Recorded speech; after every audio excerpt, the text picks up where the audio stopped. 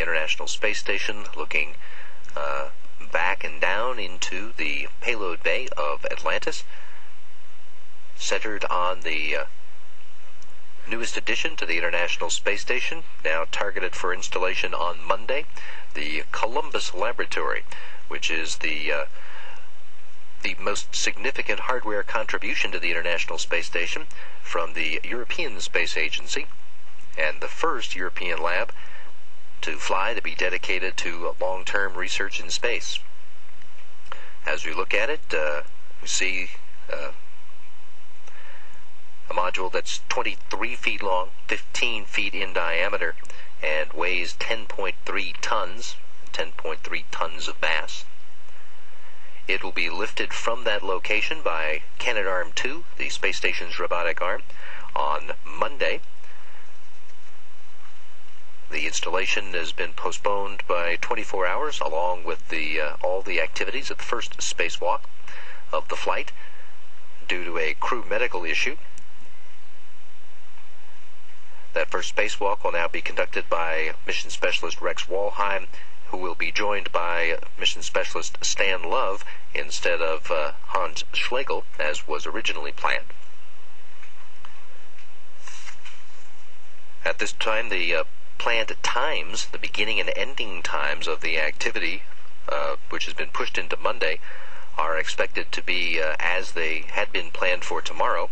That is to say, the spacewalk would begin at 8:35 a.m. Houston time on Monday and conclude at 3:05 p.m.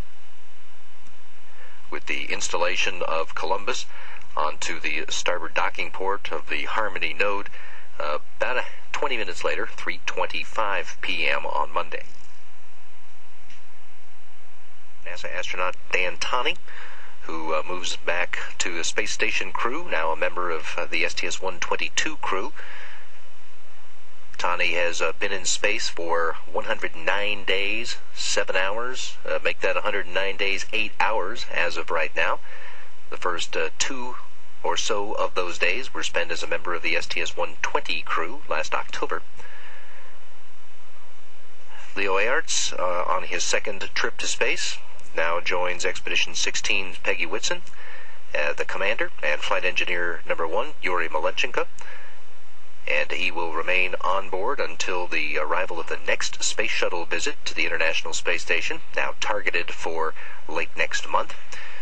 Aerts will be the lead for setting up, activating, and commissioning the newest module on the International Space Station, the Columbus Laboratory, which is now due to be installed on the International Space Station on Monday. Real good.